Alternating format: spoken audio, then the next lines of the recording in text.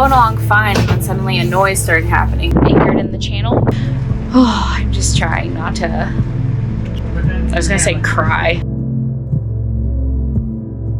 In order to tell you what happened and how we ended up calling a towboat, we're going to have to go back to the start of this trip, the morning before when we took off from Oriental, North Carolina. It is like 27 degrees out right now, which is far too cold. We're going 6.3 knots right now. Yeah, we were in Oriental a couple days, but yeah, now we're headed back south. We're going to Swansboro, which is a new place for us, and then Wrightsville Beach, which is also a new place for us. I think that's kind of where we're gonna wait for a weather window to then jump into the ocean. Hop right in. Hop right in. 6.3 knots. Well, right now we're going through Adams Creek. And I remember going through Adams Creek like at 4 knots on the way here, and I was just like, wow, this is gonna take forever. But now I think we caught the current the other way. So we're flying. I'm all sugared up because I had a Pop-Tart.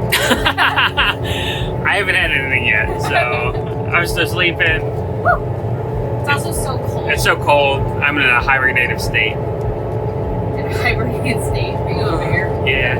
How's your new coat feeling? I bought this Walmart coat for $30 because it's been so cold. It's fine. Is it helping? It does help, yeah. And we got some gloves. Which are just little gloves. This sweatshirt, and then I have my Dailey Talia sweatshirt, and then my coat on. It's freaking cold out here, dude. You look so chilly. It's only 28 degrees. Yeah, the sun's coming up though. It should help a little bit. Sun on my back does help. My feet just won't retain heat. My hands. Yeah, it's tough. We are heading south on our way to the Bahamas, currently taking the ICW. Until we pass Cape Fear, then we plan to start heading out into open waters, weather permitting, of course.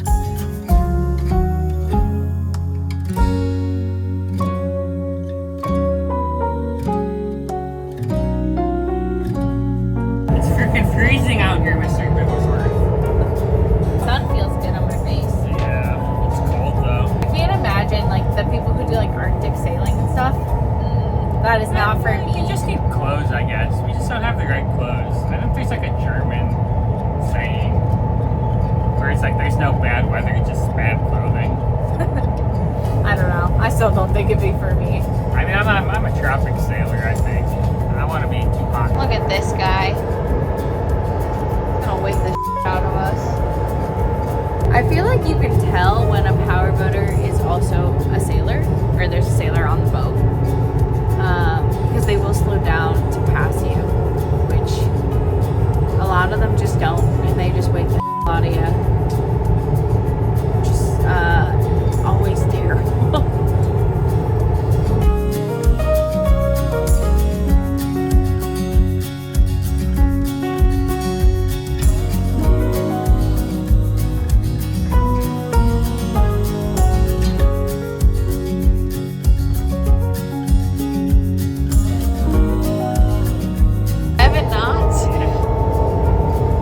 Sunglasses on your forehead.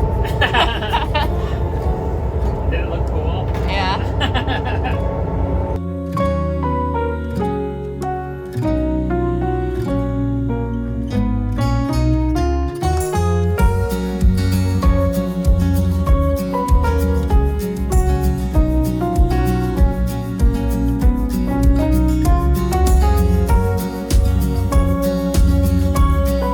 I'm doing my watch while Patrick's inside, and I just had to tell you, I'm so excited because there's sand over there.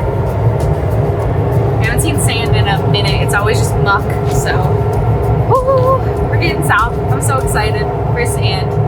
Maybe our anchor won't be so disastrously muddy. Maybe there's gonna be sand.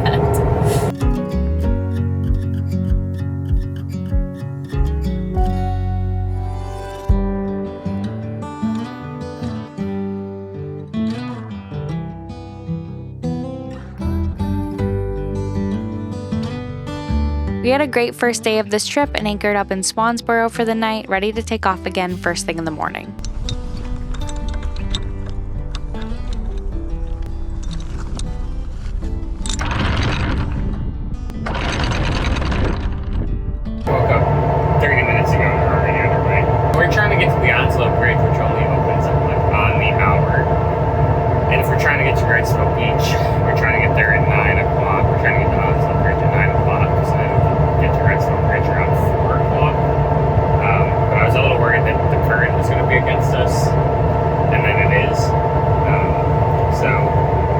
should have enough time going like 4-ish knots to get there, but it is dark out right now.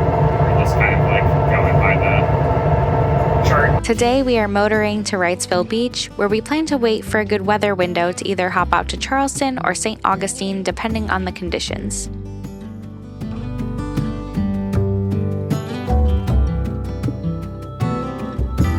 All through the stages,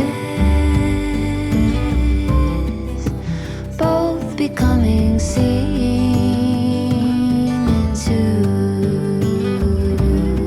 Record-breaking news, Patrick is wearing pants. Get out of here. They look good, love. Phosphorescent.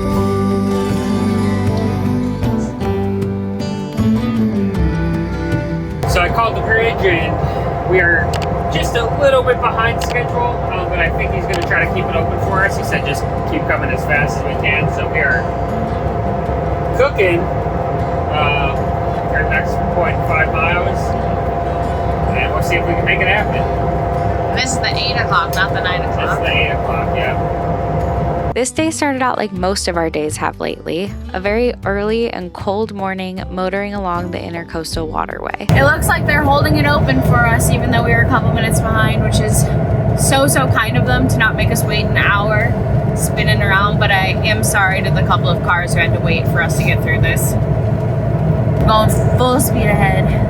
We arrived at the Onslow Bridge earlier than expected. We were running a couple minutes late, but we were inside of it for the 8 a.m. opening instead of the 9 a.m. We have met some amazingly kind bridge operators throughout our travels here.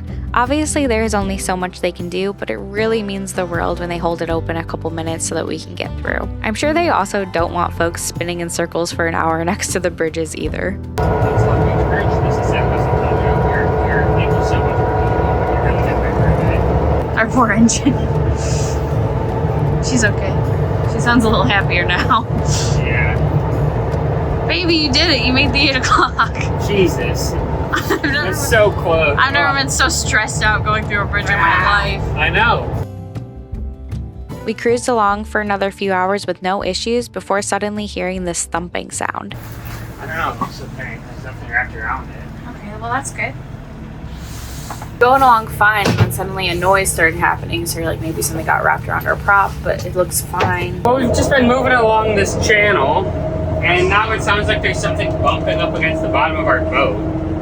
It almost sounded like something was thumping up against the starboard or middle hull. Of course, like we do every time something happens on the boat that we don't understand, we called our sailing friends Hunter and Bridget. And it's like making a knocking sound.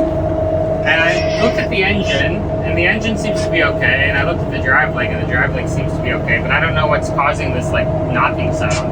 If you put the engine in neutral, right, and you just keep sliding, does it still keep knocking? It's not like the most consistent knocking either. You potentially have something wrapped around your keel. That's what Michaela was saying. How big of a channel is it? Like 200 feet. If you could like slowly stop and then like very slowly put it like barely reverse, it might just fall off. Okay. I mean, we can give that a try. I would just be a little cautious of like moving the engine quickly in reverse. You don't want to like pull anything into the prop. Yeah, exactly. And also, if you have like a long, like the boat hook, or even like a long selfie stick for the GoPro, you could maybe try to see if you can like see it by like recording in the water. Oh, interesting. I don't know how murky it is there. It's pretty murky, I'd say. They're the Carolinas. I know, it's gross. Okay, I put it in reverse for a second. Or like a minute, I'd say. Now I'm going to try to go forward again. Didn't sound the happiest doing that. So you don't think it's the engine, right? It's hard. At first I thought it might be overheating, but like I can literally touch the exhaust elbow, it's so cold. It's not super rhythmic, so it wouldn't be like a knock in the engine. Yeah, I thought that was my first worry. If it was like overheating the engine and I was like, it was misfiring or whatever, I was like, ah, me. But I'm like, maybe it's something in the drive leg knocking. I haven't checked the oil in there in a second. I mean, if you still have like control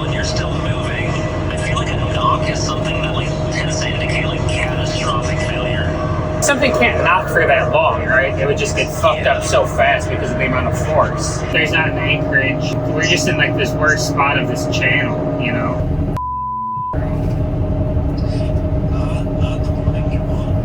The noise continued to happen once we picked up some speed again, and trying to reverse sounded even worse. Unfortunately, this issue did not happen in a great spot in the ICW.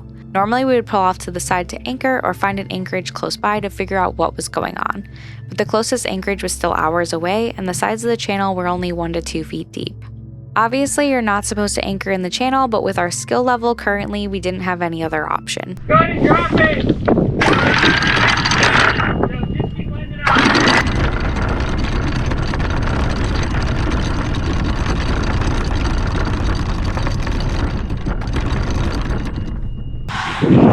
We just anchored in the channel, which we would not be doing if we didn't have to. There's just, everything is so shallow right here. It's like outside of the channel, it's like 1 or 2 feet deep, and that is it.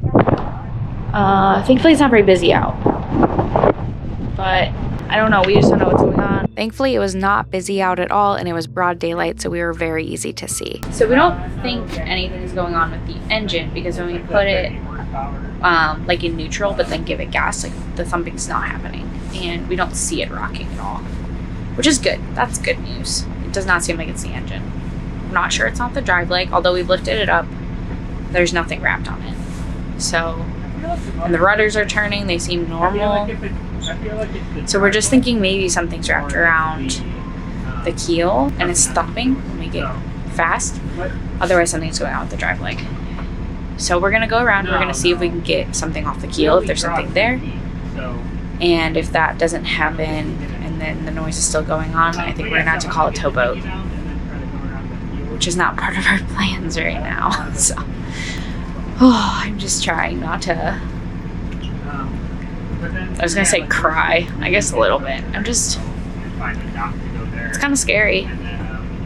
It's scary when you don't know what's going on, you don't know what's coming next, and on top of that, we really love our boat. She's our home, and we want her to be thriving always. We thought maybe the thumping noise was because something might be caught around one of our keels. So we dropped the dinghy, and Patrick went around with the boat hook to see if he could find anything.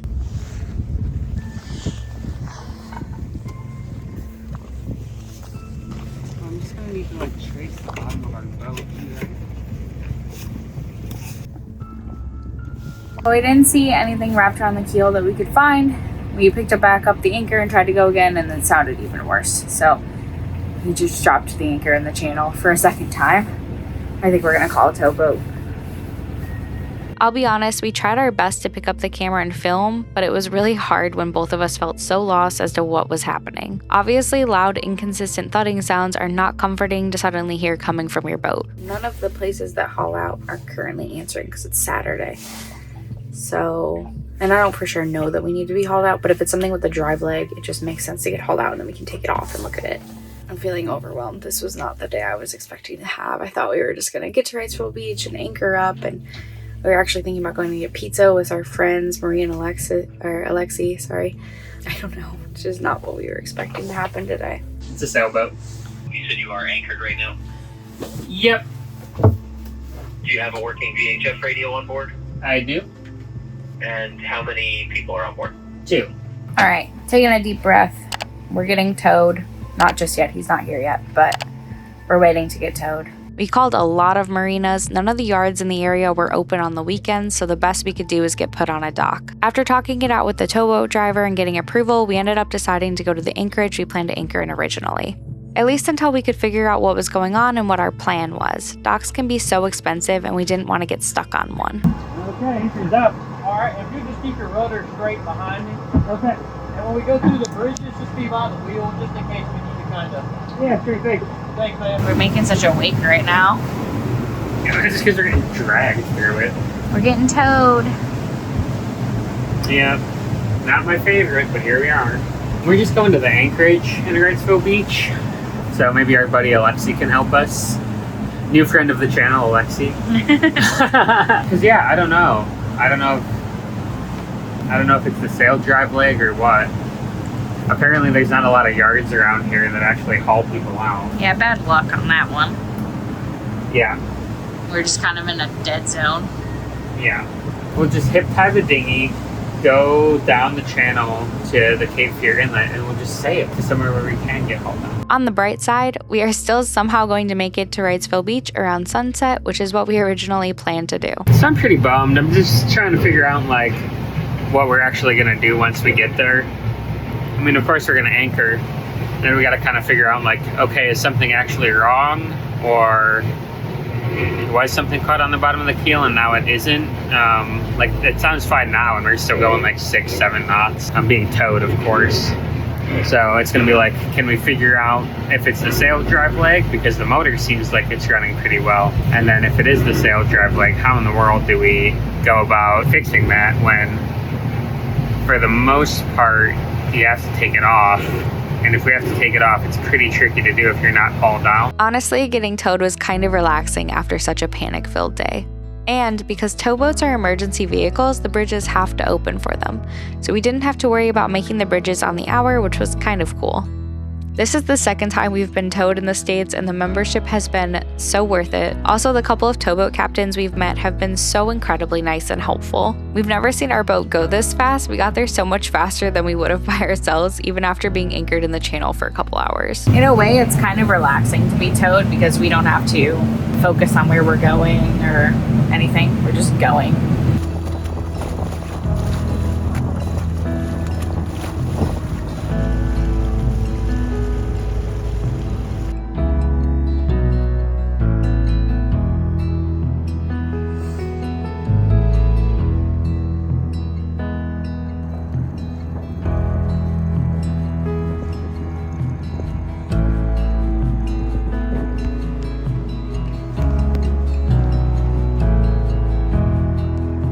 Next week, we'll kind of break down what our current plan is for the repair.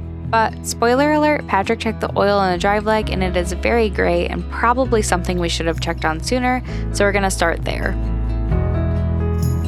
I've been trying everything I can, but I ain't got nothing left.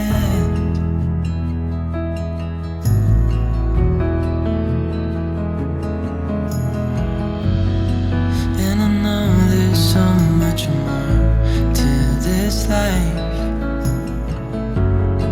but it's hard to see it clearly.